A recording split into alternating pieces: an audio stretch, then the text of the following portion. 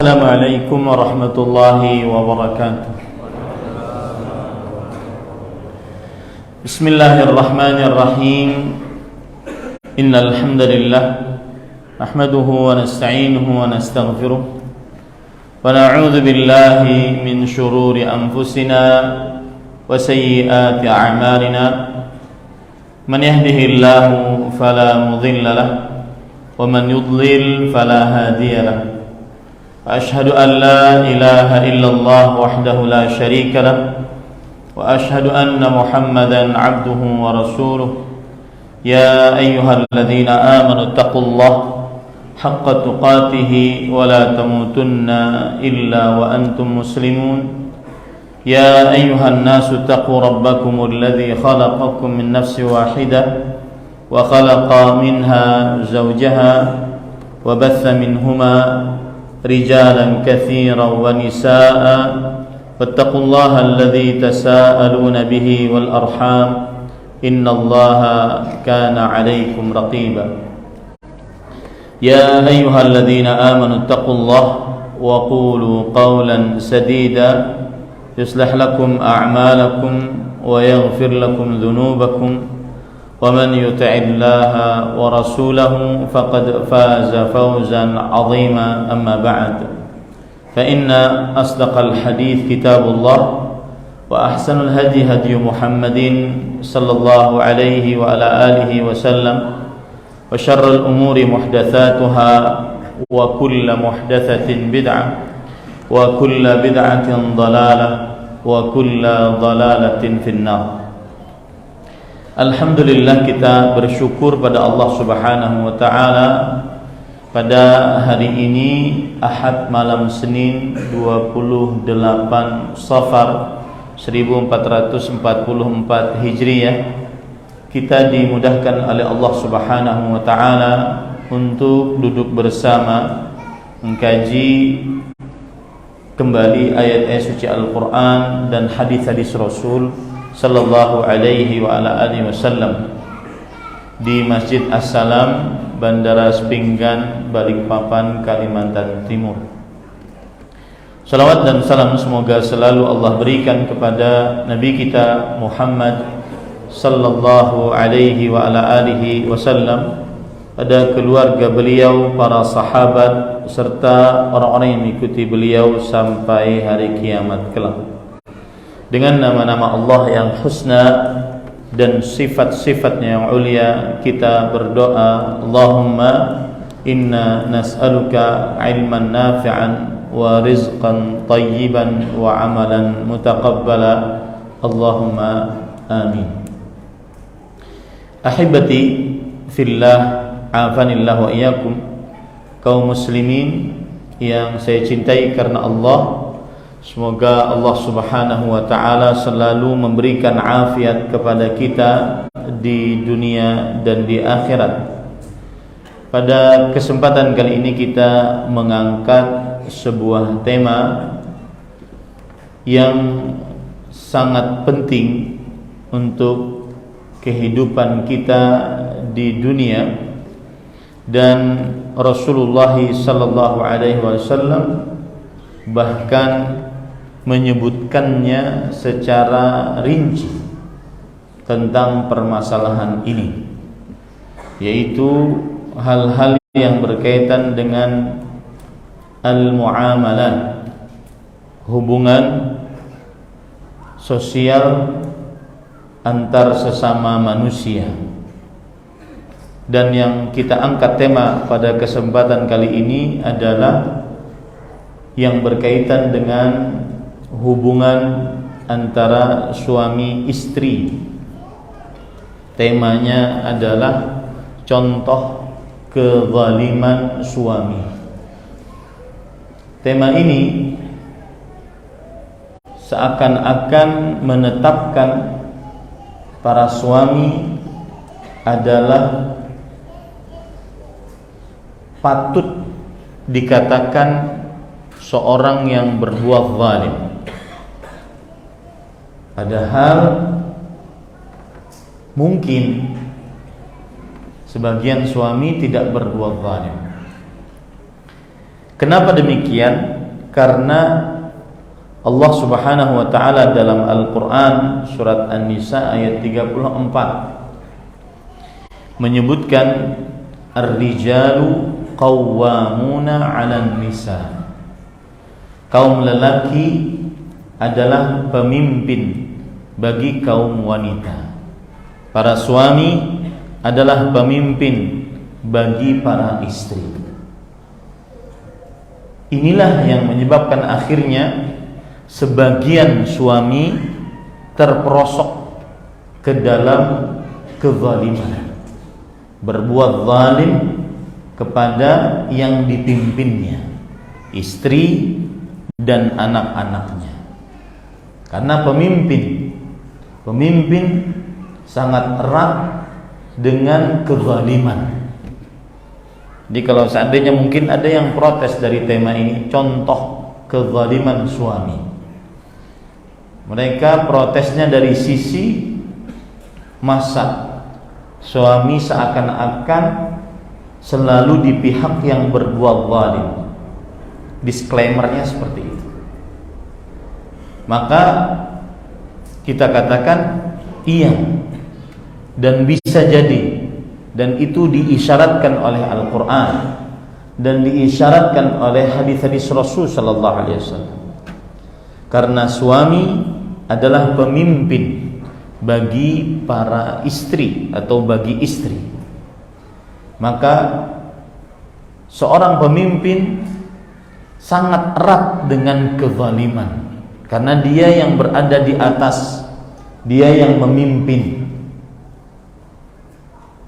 Oleh karenanya Nabi kita Muhammad sallallahu alaihi wasallam, atau sebelum itu, oleh karenanya Allah Subhanahu wa taala memerintahkan agar para lelaki berbuat baik.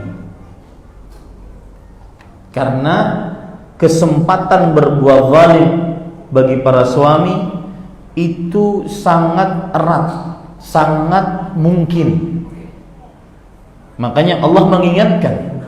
Contoh misalkan dalam Al-Quran Allah berfirman wa'ashiruhunna bil ma'ruf, dan gaulilah istri-istri kalian dengan ma'ruf.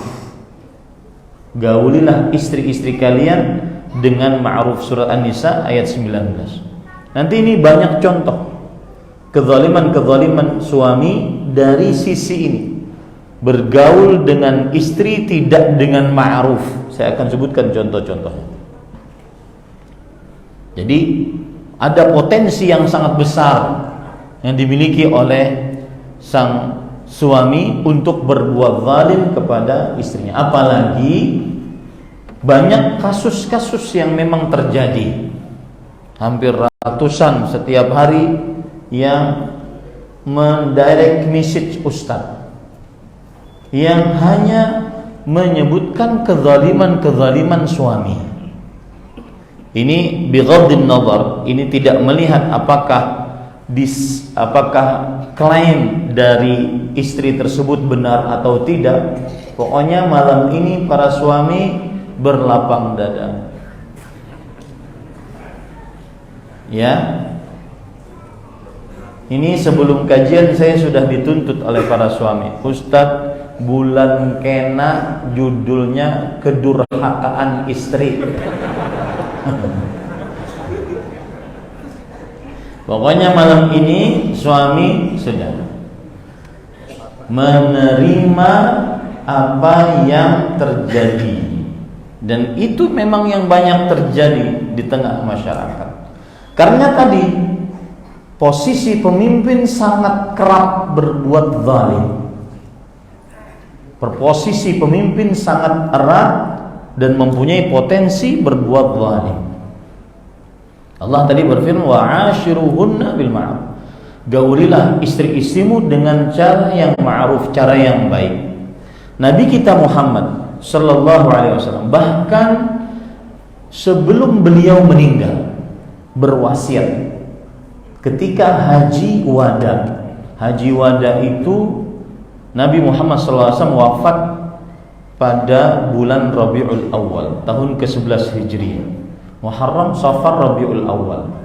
100 hari sebelum Rasul sallallahu alaihi wasallam wafat, beliau berwasiat tentang berbuat baik kepada istri.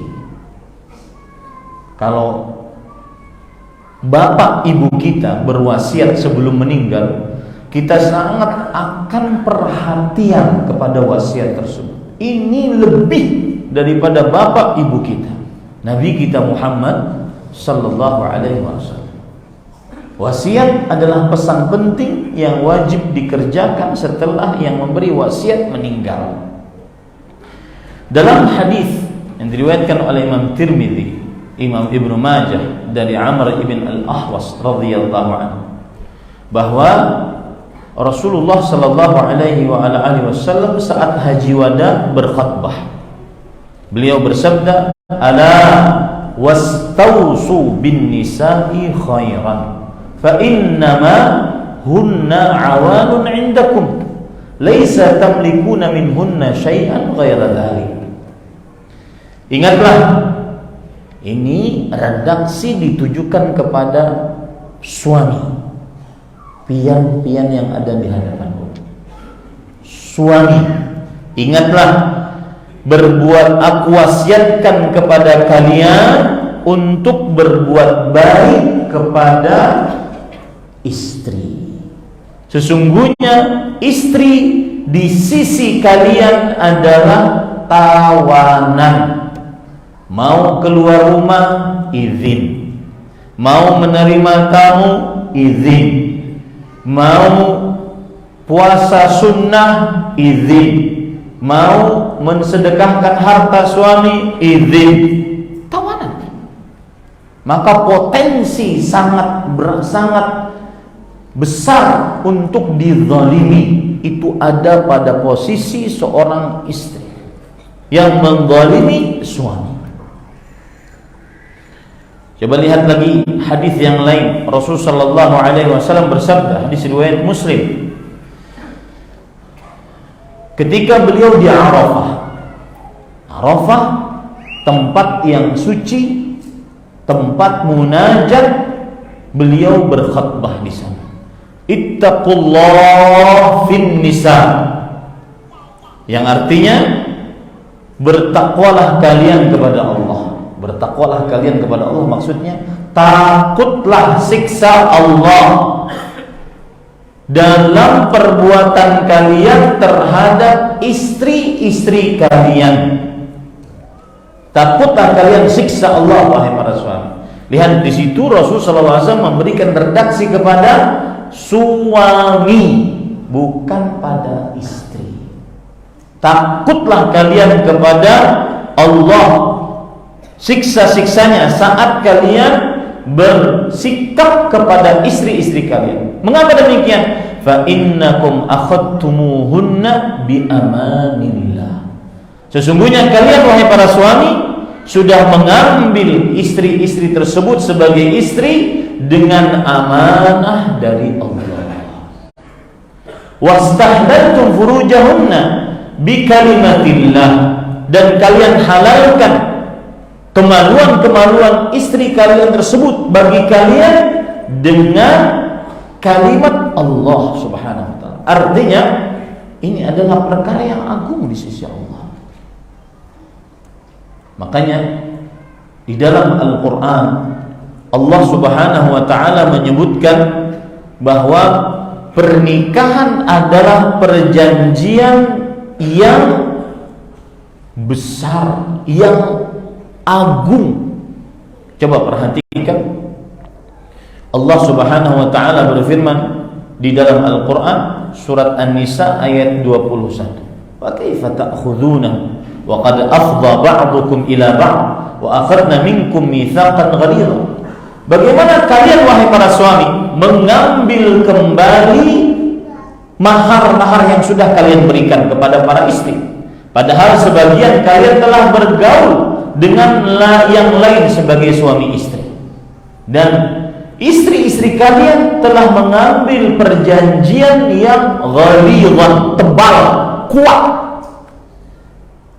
Maka hati-hati, yang berbuat zalim terhadap istrinya, ini berarti dia sudah melanggar perjanjian yang tebal dan kuat. Dan perlu diperhatikan, mitsaqan ghalidhan, perjanjian yang tebal dan kuat, tidak Allah pernah sebutkan kata-kata itu kecuali pada dua kesempatan. Yang pertama untuk pernikahan, yang kedua perjanjian antara Allah dengan makhluk untuk bertauhid kepada Allah SWT. Maka hati-hati suami yang berbuat zalim, berarti dia sudah melalaikan perjanjian yang disebut dengan dalam bahasa Al-Quran mitsaqan ghalidhan, perjanjian yang tebal, kokoh, kuat. Kenapa demikian? Karena perjanjian Allah tidak pernah memakai kata mitsaqan ghalidhan kecuali untuk dua hal, pernikahan dan tauhid. Kita sudah tahu bagaimana kedudukan tauhid. Ketika digunakan kata mitsaqan ghalidhan untuk pernikahan, maka berarti sangat tinggi kedudukannya di sisi Allah Subhanahu wa taala sebagaimana tingginya kedudukan tauhid. Hati-hati yang berbuat zalim kepada para istrinya. Nah, sekarang kita langsung masuk. Saya sudah tidak sabar menyebutkan tentang kezaliman suami. Yang pertama, suami yang zalim adalah suami yang tidak menafkahi istrinya. Bagawi utuhain.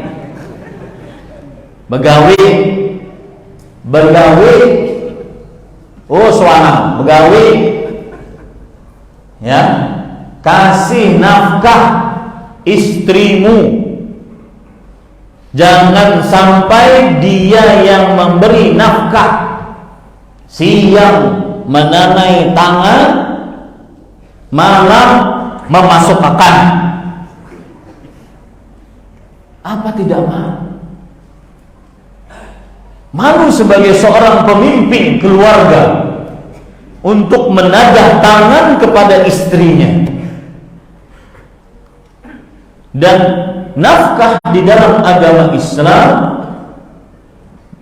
mencakup makanan, minuman, pakaian, dan tempat tinggal, serta seluruh apa saja yang diperlukan oleh istri untuk kehidupannya. Makanan, minuman, pakaian, tempat tinggal, serta seluruh apa saja yang diperlukan oleh istri untuk hidupnya. Allah berfirman yang menunjukkan bahwa nafkah wajib, surat At-Talaq ayat 7. Liyunfiq dzu sa'atin min sa'atih. Yang artinya lam di sini lamul amr, lam perintah. Hendaklah para suami menafkahi istrinya. Namanya juga nafkah, beda dengan sedekah. Sedekah itu adalah pemberian harta kepada orang lain berharap pahala. Zakat adalah sedekah yang wajib. Infak adalah sedekah yang wajib kepada orang-orang yang di bawah tanggung jawab, istri, anak-anak, orang tua, jika mereka sudah tidak bisa menghasilkan uang. Wajib hukumnya. Makanya namanya juga nafkah. Infak, nafkah, liyunfiq dzu sa'atin min sa'at. Hendaknya seorang suami memberi nafkah sesuai dengan keluasannya. Wa man qudira 'alaihi rizquhu falyunfiq mimma ataahu Allah. Siapa yang disempitkan rezekinya tetap wajib untuk ngasih nafkah. Yang jualan pentol wajib kasih nafkah. Yang jualan, yang becak wajib ngasih nafkah. Tidak ada alasan bagi seorang lelaki yang sudah menikahi seorang perempuan untuk tidak menafkahi. Wajib kasih nafkah. Kalau tidak, maka ceraikan, agar dia bisa mendapati seorang lelaki yang bertanggung jawab untuk menafkahinya. Semoga semenjak ini tidak ada lagi perempuan-perempuan tergopoh-gopoh bawa anak belakang, bawa anak depan demi mencari nafkah. Itu yang pertama kali dia tanya, kena pemimpinnya, suaminya, mana nafkahnya? Ternyata suaminya main kartu di warung kopi. Apalagi sampai membuang-buang waktu bermain-main yang tidak bermanfaat, bahkan cenderung kepada maksiat. Lihat lagi Allah Subhanahu wa taala berfirman di dalam surat Al-Baqarah ayat 233. Wa 'alal mauludi lah rizquhunna wa kiswatuhunna bil ma'ruf. Dan kewajiban bagi seorang ayah yang diberikan anak untuk memberikan nafkah rezeki, wa kiswatuhunna, dan pakaian mereka dengan cara yang ma'ruf. Begitu lagi dalam surat At-Talaq ayat 6, fa'anfiqu 'alaihinna hatta yadhna hamlahunna. Artinya, kalau seorang lelaki mencerai istrinya dalam keadaan hamil, tetap wajib menafkahi sang istri yang sudah dicerai dalam keadaan hamil tersebut sampai melahirkan. Wajib menafkahi. Ini pada ikhwan yang dirahmati oleh Allah Subhanahu wa taala. Kemudian dalil dari Al-Qur'an, hadis Rasul sallallahu alaihi wasallam yang diriwayatkan dari Amr bin Al-Akhwas radhiyallahu anhu. Wa linisaikum 'alaikum haqqan. Istri-istri kalian mempunyai hak atas kalian. Hak berarti kewajiban suami. Kewajiban berarti wajib ditunaikan. Jika tidak ditunaikan, diancam dengan siksa. Apa kewajibannya? Kewajibannya adalah wa haqquhunna 'alaikum an tuhsinu ilaihinna fi kiswatihin. Perhatikan baik-baik. Dan hak para istri atas kalian wahai para suami, perbaikilah nafkah kepada mereka dalam perihal pakaian dan makanan. Nungkarakan baju nang bagus. Jangan, mana yang paling murah? Pokoknya setelah ini ulun tidak bertanggung jawab kalau terjadi kericuhan dalam rumah tangga. Saya cuma menyampaikan ini sudah tidak bisa ngasih nafkah. Setiap hari penderannya poligami. Muhayyan. Ya. Ini para ikhwan yang dirahmati oleh Allah Subhanahu wa taala. An tuhsinu ilaihinna fi kiswatihinna wa ta'amihinna. Perbaiki pakaian yang kalian berikan kepada istri kalian dan makanan yang kalian berikan kepada istri kalian. Bahkan jikalau seorang suami, ini sebagian ulama berpendapat demikian, jika seorang istri mengatakan, ulun kan masak malam ini, hari ini kan masak, asa rengkot awak, sakit badan, maka sang suami mengatakan, siap, saya akan datangkan makanan. Nah, itu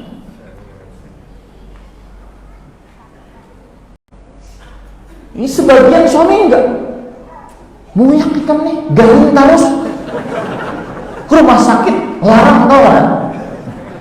Istri yang sakit dimarahi, subhanallah. Nanti saya akan sebutkan beberapa contoh kezaliman yang lain yang berkaitan dengan ini. Baik, para ikhwan yang dirahmati oleh Allah Subhanahu wa taala.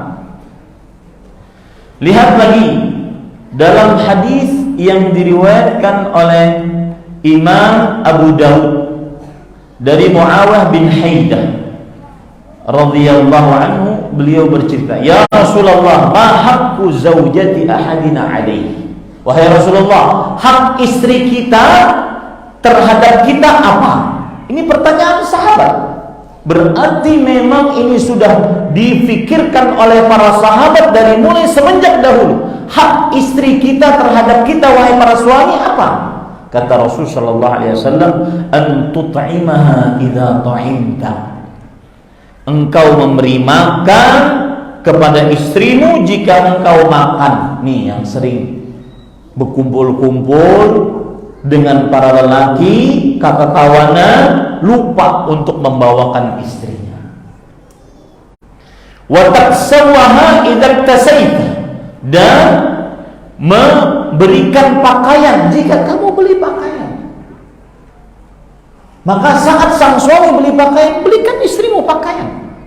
Itu hak istri terhadap suaminya.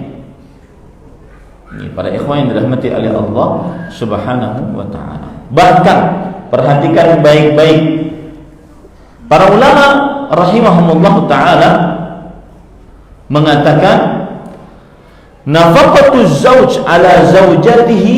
Lihat, Imam Ibnu Qudamah berkata, fihi dalalah ala wujubin nafaqah laha ala zaujiha.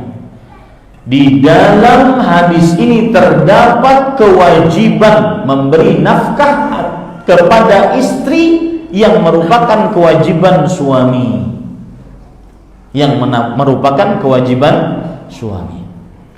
Bahkan disebutkan nafaqatuz zaujah ala zauj hatta walau kanati zaujah musirah lianna nafaqataha lam tajib lil hajah wa innama bisababi ihtibasiha lihaqqiz zauj. Perhatikan nih, mengapa kita wajib memberikan nafkah kepada istri kita? Para ulama mengatakan memberi nafkah kepada istri wajib meskipun sang istri kaya raya, karena kita menafkahi istri bukan karena ada kewajiban hajat, akan tetapi kita menafkahi istri disebabkan karena dia tertahan untuk mengurus kita.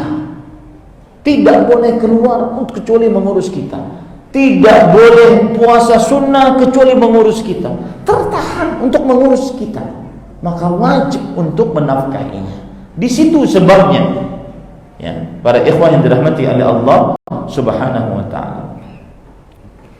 Dan memang, nah ini sedikit menurun, memang menafkahi wajib, tetapi tetap sesuai dengan kemampuan. Imam Al-Baghawi rahimahullah ta'ala berkata, qala Abu Sulaiman Al-Khattabi fi hadha ijabun nafaqah wal kiswat laha wa huwa ala qadri wus'iz zawj. Di dalam hal ini terdapat wajibnya memberi nafkah dan pakaian untuk istri sesuai dengan kadar kemampuan suami. Nah, ini permasalahan bulan Kenak kita bicarakan. Kedurhakaan istri, tunggu tanggal mainnya. Taib, para ikhwan yang dirahmati oleh Allah Subhanahu wa ta'ala, sekarang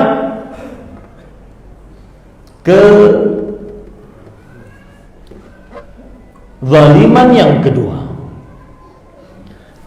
tidak memberi tempat tinggal. Ini kezaliman sang suami terhadap istrinya, tidak memberikan tempat tinggal. Misalkan disuruh tinggal bersama keluarga suami, serumah bersama mertua istri, laki-laki dan perempuannya, ipar bagi istri, yaitu kerabat-kerabat suami. Ini kezaliman. Allah Subhanahu wa ta'ala berfirman di dalam Al-Quran, askinuhunna min haitsu sakantum min wujdikum. Artinya, letakkanlah, tempat tinggalkanlah istri kalian dari tempat tinggal yang kalian mampu. Surat At-Talaq ayat 6. Askinuhunna min haitsu sakantum min wujdikum. Tempatkanlah mereka, para istri, di mana kalian bertempat tinggal menurut kemampuan kalian. Kalau sang istri tidak sanggup untuk tinggal di rumah mertua, yaitu ada bapak ibunya, ibu mertua, terutama ibu mertua, ini sudah menjadi kisah internasional. Susah untuk akur antara istri dengan ibu mertua, kecuali orang-orang yang dirahmati oleh Allah Subhanahu wa taala. Dan di situ kadang suami dia dituntut untuk lebih dewasa, lebih arif untuk memimpin, tidak senantiasa durhaka kepada orang tuanya disebabkan mengedepankan istrinya, tidak senantiasa menelantarkan istrinya karena ingin berbakti kepada kedua orang tuanya. Dan para ikhwan yang dirahmati oleh Allah Subhanahu wa taala, berarti termasuk daripada hak istri diberikan tempat tinggal, meskipun sesuai dengan kemampuan, meskipun kontrak, meskipun nyewa, asalkan dia ada tempat tinggal. Sebagian suami terkadang tidak memperhatikan dalam hal ini. Perhatikan perasaan-perasaan istri untuk bertempat tinggal sendiri, karena dengan bertempat tinggal sendiri dia akan lebih bebas melayani suaminya, tidak ada tekanan dari keluarga suami ataupun keluarga mertua yang merupakan orang tua suami. Apalagi di dalam rumah orang tua suami tersebut terdapat ipar-ipar yang bagi orang yang sudah ngaji dakwah sunnah sangat sulit untuk bergerak. Tidak boleh terlihat kaki, dosa besar. Terlihat ipar, kaki, dosa besar. Wahai para suami, jika Anda membiarkan, itulah penyebabnya. Penyebab yang terjadi, sang istri mendapatkan kezaliman, sang istri mendapatkan dosa besar adalah sebabnya suami. Baik. Yang ketiga, kezaliman suami. Tidak menjaga istri dari api neraka. Maksudnya tidak mencegah istri berbuat maksiat, tidak mengajari istri ilmu-ilmu keislaman, adab-adab keislaman. Allah Subhanahu wa taala berfirman dalam surah At-Tahrim ayat 6, "Ya ayyuhalladzina amanu qu anfusakum wa ahlikum nar." Wahai orang-orang yang beriman, jaga diri kalian dan keluarga kalian dari api neraka. Menantu Rasulullah sallallahu alaihi wasallam, Ali bin Abi Thalib radhiyallahu anhu berkata, yang dimaksud menjaga diri dan keluarga, yaitu istri dari api neraka, adalah allimu anfusakum wa ahlikumul khaira wa addibuhum. Ajari diri kalian dan istri kalian kebaikan dan didik mereka dengan adab-adab keislaman. Saya akan bacakan dulu perkataan para ulama salafus saleh. Imam Qatadah bin Da'amah As-Sadusi rahimahullah, seorang tabi'i yang belajar kepada para sahabat Nabi, beliau mengatakan maksud dari ayat ini adalah an ya'murahum bi ta'atillah, memerintahkan istri untuk taat kepada Allah, wa yanhahum an ma'siyati, mencegah istri dari bermaksiat kepada Allah, wa an yaquma alaihim bi amrillah, menegakkan di tengah-tengah mereka perintah Allah, wa yusa'iduhum alaih, tolong menolong. Nah, ini patut diperhatikan oleh suami. Tolong menolong dalam menegakkan agama Allah di tengah rumah tangga. Fa idza ra'aitallah, fa idza ra'aita lillahi ma'siyah rada'athum anha wa jazarathum anha. Jika engkau melihat mereka berbuat maksiat, cegah mereka. Jika engkau wahai suami melihat mereka melakukan penyimpangan agama, maka cegah mereka. Kalau tidak dicegah, berarti suami berbuat zalim. Istri memperlihatkan auratnya, dan sangat ironi saat para ustadz-ustadz, pendakwah-pendakwah yang tahu arti kesucian menceramahkan agar menjaga. Ini siapa anaknya ini? Anaknya siapa?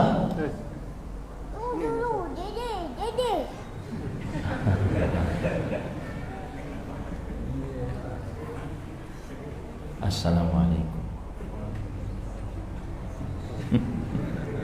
Mudah-mudahan jadi anak yang saleh. Baik, Bapak Ibu saudara-saudara yang dimuliakan oleh Allah, saat seorang istri memperlihatkan auratnya, bergoyang, berjoget, maka di media sosial wajib suami untuk mencegahnya, bernahi mungkar. Kalau tidak, suami dicap sebagai seorang yang zalim, karena dia pemimpin. Dia akan dimintai pertanggungjawaban. Pertama, suami akan dimintai pertanggungjawaban sebelum istrinya. Kullukum ra'in wa kullukum mas'ulun an ra'iyati. Setiap dari kalian pemimpin dan setiap dari kalian penanggung jawab atas yang dipimpinnya. Ar-rajulu ra'in ala ahli baiti. Lelaki, suami, pemimpin atas rumah tangganya. Wa huwa mas'ulun anhu. Dan ia bertanggung jawab atas mereka. Pertama kali suami. Maka harus ada konsep di dalam rumah tangga. Sang suami memberikan waktu untuk mengajari istrinya ilmu-ilmu keislaman, adab-adab keislaman. Kalau suaminya juga tidak mempunyai, maka sediakan fasilitas agar sang istri belajar ilmu-ilmu keislaman. Ini para ikhwan yang dirahmati oleh Allah Subhanahu wa taala. Lihat lagi di dalam perkataan Imam Al-Qurtubi. Beliau menjelaskan ayat tadi, surah At-Talaq, surat At-Tahrim ayat 6 tadi. Kata Imam Al-Qurtubi dalam kitab Al-Jami' Ahkam Al-Quran, fa'ala ar-rajul, wajib bagi suami an yusliha nafsahu bit-ta'ah wa yusliha ahlahu islaha ra'i lir-ra'iyyah, untuk memperbaiki dirinya dan istrinya agar taat. Termasuk kezaliman suami membiarkan istrinya tidak salat. Termasuk kezaliman suami membiarkan istrinya tangis menonton drakor. Itu kezaliman sang suami. Jangan sampai masuk ke dalam hadis riwayat Bukhari Muslim, jadi pemimpin yang penipu. Lihat, ma min muslimin yastar'ihi Allahu ra'iyyah yamutu yawma yamut wa huwa ghashin li ra'iyyatihi illa harramallahu alaihi ra'ihatal jannah. Tidaklah seorang muslim diberikan kepemimpinan untuk memimpin orang-orang yang di bawahnya. Pada hari si muslim pemimpin ini mati dalam keadaan dia menipu orang-orang yang di bawah kepemimpinannya, melainkan diharamkan atasnya mencium bau surga. Ya, bahaya Pak. Yang membiarkan di tengah keluarganya kemaksiatan, membiarkan istrinya berjoget teriak, ditonton oleh orang. Ini lagi ramai di media sosial. Para suami istri memperlihatkan kemesraannya, kelucuannya, keluguannya. Istrimu ditonton oleh laki-laki yang bukan mahram, haram. Ini persis seperti yang disebutkan oleh Rasulullah SAW dalam hadis sahih. Rasulullah SAW bersabda, jika seseorang menceritakan istrinya dan pergaulannya di hadapan khalayak ramai, maka ini kamathali syaitan laqiya syaitanatan fi tariqin faghasyiha wan nasu yanzurun. Jika seorang suami menceritakan istrinya, hubungan dengan istrinya, dan itu banyak terjadi di media sosial, maka ini persis seperti setan laki-laki bertemu dengan setan perempuan, lalu mereka bergaul di tengah jalan, orang-orang menonton. Hati-hati ini para ikhwan yang dirahmati oleh Allah Subhanahu wa ta'ala. Harus kita mempunyai sikap sebagai pemimpin yang memang memberikan ilmu-ilmu kebaikan. Kemudian selanjutnya para ikhwah yang dirahmati oleh Allah Subhanahu wa taala, dan ada pemandangan menarik kalau kita lihat bagaimana para sahabat Nabi radhiyallahu anhu mempraktikkan akan hal ini. Mereka saling tolong menolong di dalam kebaikan. Di antaranya kisah Abu Hurairah radhiyallahu anhu. Abu Hurairah mempunyai murid namanya Abu Uthman An-Nahdi, seorang tabi'i. Abu Uthman An-Nahdi bercerita, "Tadayyaftu Abu Hurairah sab'a layal." Aku menginap di rumah guruku Abu Hurairah sepekan, 7 malam. Kalau sudah sepekan itu ketahuan aslinya. Kalau pian bertemu dengan ulun semalam sekali bisa pura-pura. Tapi kalau sudah sepekan ketahuan asli. Maka apa konklusi ringkasan yang didapat oleh Abu Uthman An-Nahdi terhadap keluarga gurunya? Fakana huwa wa imra'atuhu wa khadimuhu ya'taqibuna al-laila athlatan. Lihat. Maka Abu Hurairah radhiyallahu anhu, istrinya dan pembantunya membagi malam menjadi sepertiga malam, menjadi tiga malam, menjadi 3 bagian dalam satu malam. Abu Hurairah radhiyallahu anhu bangun malam di sepertiga malam pertama, kemudian istrinya sepertiga malam kedua, kemudian pembantunya sepertiga malam ketiga, terus gantian selama sepekan. Abu Hurairah radhiyallahu anhu mengamalkan hadis yang beliau riwayatkan. Apa itu hadisnya? Rahimallahu imra'an qama minal lail fasalla thumma ayqadha zawjatahu fasalla fa in abad nadha fi wajhil ma. Allah merahmati seorang suami yang bangun malam lalu dia sholat malam, kemudian membangunkan istrinya, lalu istrinya sholat. Jika istrinya enggan bangun malam, dipercikkan air lalu sholat malam. Ini keluarga yang harmonis. Rasakan ini Pak. Tidak perlu terlalu mewah kehidupan, tidak perlu seperti yang ada di media sosial. Healing, oi healing, gawe taruh sugih kadang. Nah, cukup dengan ibadah, saling tolong menolong. Lihat bagaimana indahnya kehidupan rumah tangga. Kemudian kata Abu Hurairah radhiyallahu anhu, Rasulullah SAW bersabda, rahimallahu imra'atan qamat minal lail fasallat thumma ayqadat zawjaha fasalla fa in aba nadhat fi wajhihi. Allah merahmati seorang istri yang bangun malam, lalu dia sholat, lalu dia membangunkan suaminya, lalu suaminya sholat. Jika suaminya enggan, dipercikan air untuk membangunkannya, lalu sholat. Ini yang mendatangkan keharmonisan, bukan OOTD, outfit dari ujung rambut sampai ujung kaki miliaran, bukan. Dan saya sering mengucapkan perkataan ini, merasa bahagia bukan berarti merasa senang, bukan berarti menjadi bahagia. Punya rumah megah, mobil mewah, harta bertumpuk ruah, senang mungkin hati, senang mungkin seseorang, tetapi bukan berarti menjadi bahagia. Semoga ini adalah menjadi cambuk bagi kita agar senantiasa memperhatikan bagaimana kita untuk menjaga ibadah istri kita. Sallallahu Nabi Muhammad walhamdulillahirabbil alamin. Kita lanjutkan setelah sholat isya. Kezaliman masih banyak.